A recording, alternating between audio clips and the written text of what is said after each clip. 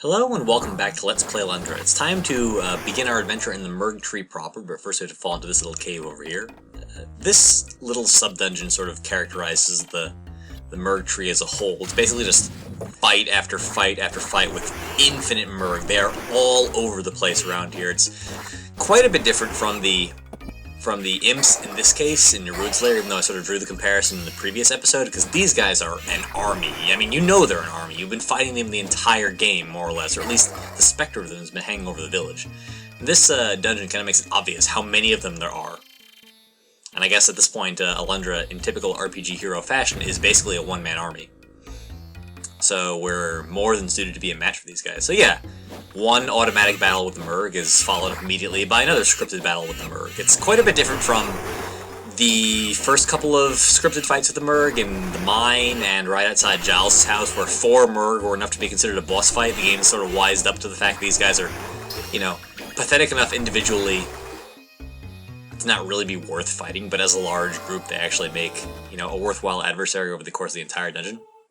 Anyway, here we go. This is the main sort of next puzzle for this little area. We have 6 teleporters and 6 switches, and a certain combination of them, or multiple combinations actually, I believe, will cause the 3 blocks to go down, while also occasionally sort of blocking you off from certain pathways. So the puzzle here is to make your way around, and all the outer areas connect pretty easily once we get back outside again. But basically we're supposed to navigate, yeah, see, infinite Merg. They just keep coming down in certain areas, even if you kill them, so there's no real recourse here but to leave. So yeah, we're going to explore for a while, we're going to hit the correct combination of switches, and that'll build us a bridge that we can use to get to the next area. So yeah, I guess this is a cave-in where Merg are falling. I don't really know what the deal is. They're, I think, rocks somewhere, but it's really weird. I don't know why the cave is shaking. There's no storyline explanation, it's just a lot of Merg. Anyway, the next place we want to go, can't get that chest yet, I don't think, and I don't believe there's anything interesting in there, although we can easily come back here with the teleporter, so if I happen to be wrong, and I've been wrong quite often in this LP, we'll resolve that soon enough.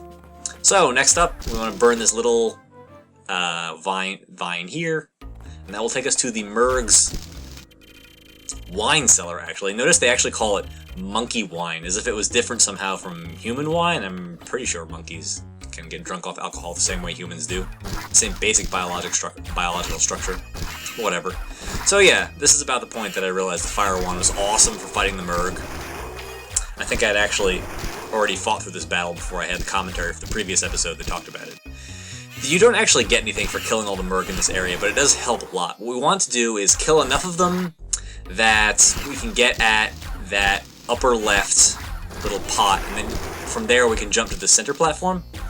And from the center platform, actually, we can already solve the switch puzzle, because the 2 switches that we have access to, the top and the bottom one, are enough to construct the bridge that we need. And I did spend about 5 more minutes wandering around trying to figure out exactly what was accessible from this area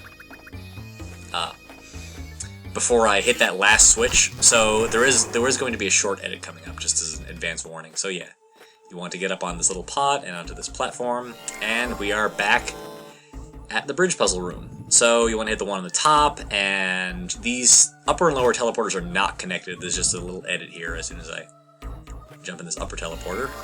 Basically made my way back around to the lower area, fought back through the Merg again, and hit this last switch, and we are good to go. All we need to do is find the right side teleporter for this upper bridge. You can't jump to it from the switches, which would have been convenient, but I guess would have made parts of the puzzle really easy if you could do that. Yeah, these guys respawn every time you come back. And they even have the same dialogue. It's pretty annoying. The ones outside, thankfully, don't respawn, only in specific areas where they infinitely respawn.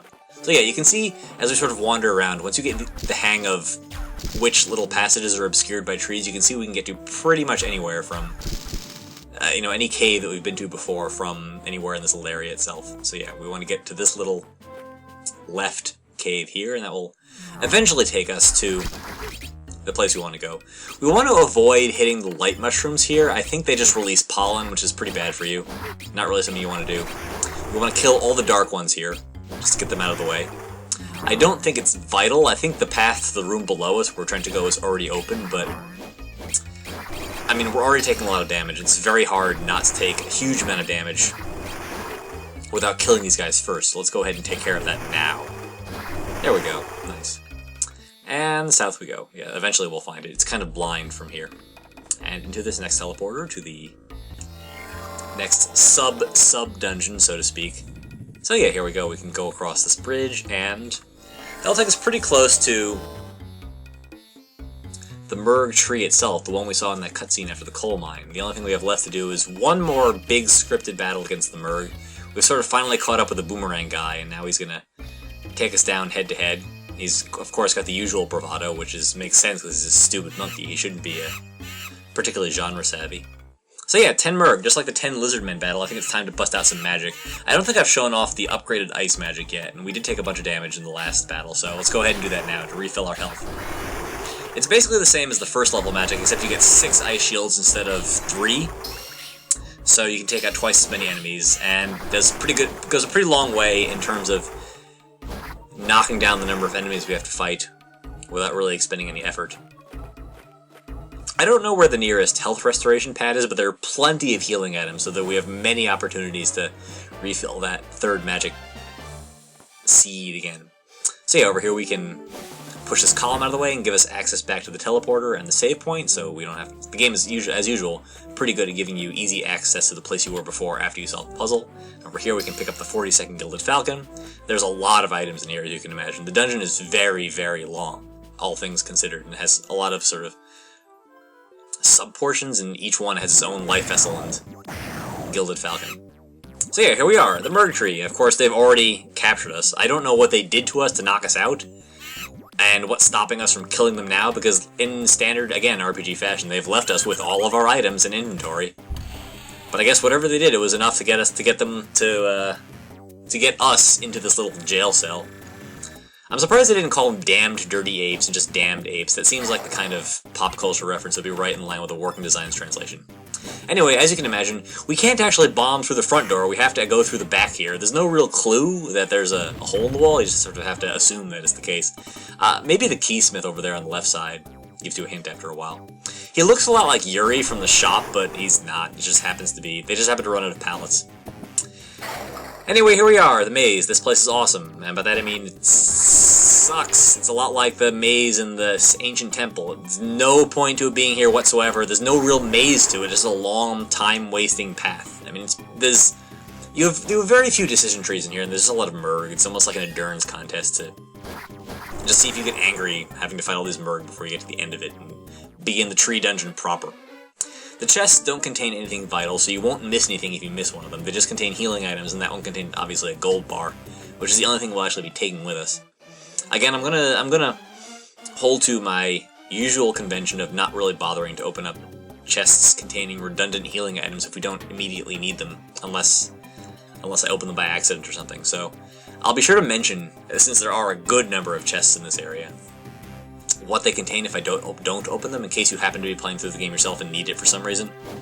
Yeah, right. Some of the Merg that drop on you are not quite as trivial as others. Some of them are the same stupid Merg we've been fighting the entire game with just the claws, but some of them are the upgraded super boomerang guys and the archers, which are a little bit more difficult. So I guess there's a little bit of, you know, variety to break up the monotony of making your way through this giant maze. I mean, yeah, this is fun. It'd be cool if there's like a puzzle in here or something, but there isn't. There just is not. See, there's the stairs right over there, but as you can imagine, just getting to the stairs isn't good enough. If you can see the stairs in a video game maze, you know you're only about halfway done. The chest on the left, I believe, contains a strength elixir, and I'm not going to bother getting that. Either that or a strength tonic, I forget which one. The herbs I'll just show off. There's one more chest here that I think contains a Wonder Essence, or I might have opened it already when I wasn't paying attention.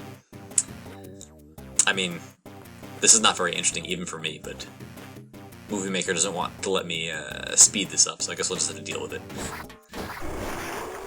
Another Merg, and yeah, I am not dealing with that Mimic right now. I do not have to. We'll just pass it by. It does not follow us. Well, that would be pretty freaking creepy if it just all of a sudden got a lot smarter in terms of pathfinding and started chasing us down the maze itself. Like, it knew the path better than we did. You'd think it would, since it was placed here, and it's obviously a servant of Melza, so you'd think it would know, like, the layout of the tree if you really wanted it to. I guess they're not that intelligent. Anyway, finally, we have to get past this last Merg, which of course we have to jump to hit. And then here we are, the Tower of the Great Tree. Let's begin the dungeon proper. Yeah, that'll work out well. They'll definitely be able to capture us. They'll definitely do better than every other Merg that came before them, although we are getting a little bit low on health. Not something I'm too worried about, though. Kill them and it opens the gate to the room before us. First we want to pick up this barrel, because there are spiked ball traps that will trigger if we get too close to them, so what we want to do here is use this barrel to get up on these little ledges and then jump diagonally across. Over here, that contains an herb, I believe, so not necessary at all. There's a barrel in case you have to go back for some reason, and that's all that. So we're back outside, and we're on the other side of the... You see, over there to the lower right is the lookout tower that we saw the tree for the first time way back when we came out of the coal mine. So what we want to do next is go into this little path here on the left side. You can already hear the spiked ball, the sound of spiked ball traps, so you know what kind of dungeon this is going to be for the most part, beyond the Merg. You can avoid that pretty trivially, and again, another chest containing an herb, but that's how you would nominally go get that in case you actually needed it. Again, I am about 3 points short, which is about as much as you would expect to get from an herb. You'd think I would use one by now, but I guess it's just not really worth it, whatever. So, next place to go is... There's a chest in there. I bet that looks not like a trap at all. I was wrong, go figure. It contains one Gilder, which is, you know... Not like it mattered how many Gilder it contains. We don't need money ever, but... Sort of the game pointing out that you did in fact fall for sort of a trap. I do believe this is necessary. There's a block blocking the staircase leading to the next level. And it doesn't go away until after you kill all of the Merg in the center here, and all the Merg, and a bunch of Merg that will appear, yeah, right there, fall from the ceiling after the gate opens to the floor proper.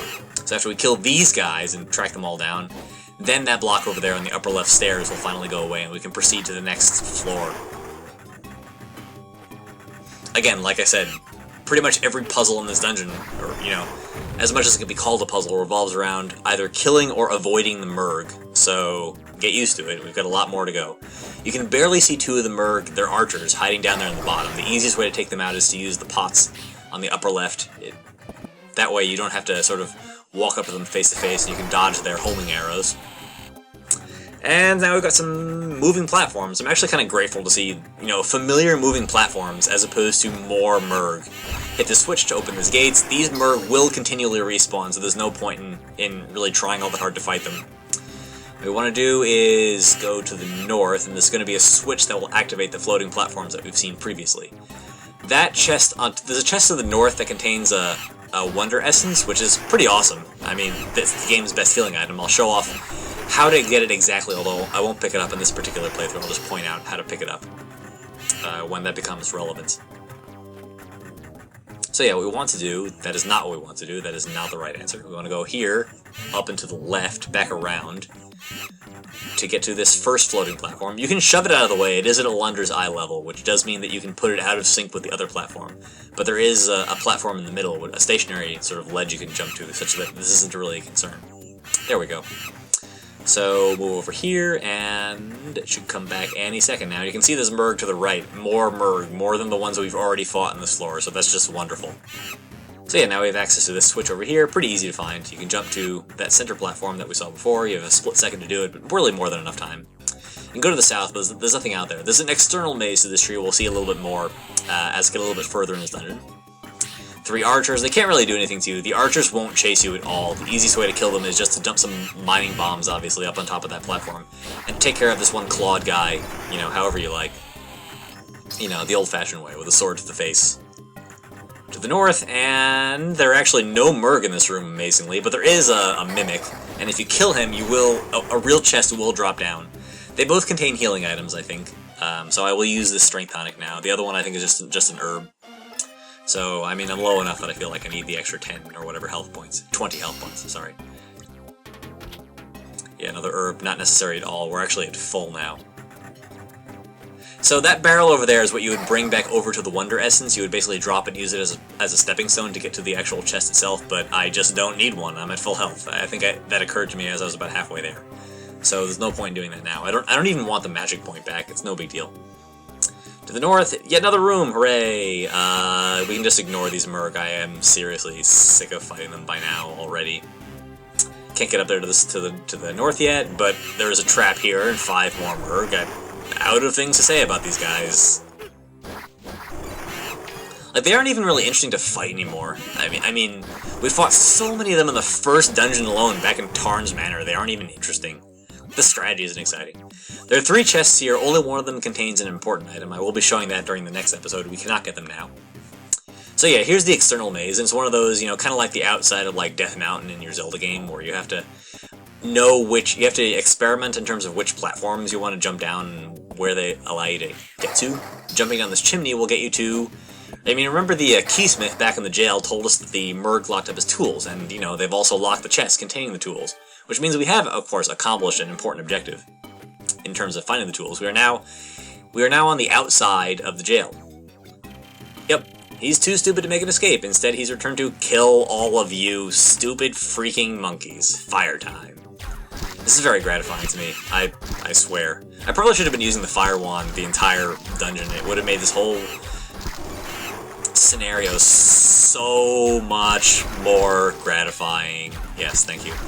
Also, notice you can't actually hit this switch manually. See? I can't actually push the switch or the other one. This is kind of a weird event flag. You have to go talk to the keysmith first, and then Alundra will actually hit the switch automatically, which is pretty funny. I don't know, it's just a weird little inconsistency of the game. Anyway, we've got the keysmith, and there are a couple of doors that I haven't bothered to go point out yet that you can't actually open until you let loose the keysmith. It's kind of like an unusual permutation of the standard, you know, key and dungeon puzzle, and that you don't have to find the keys themselves, you just have to find the guy to make the keys and then convince him to go open the doors for you. So yeah, there we go. He actually shows off his skills right there. So that's it.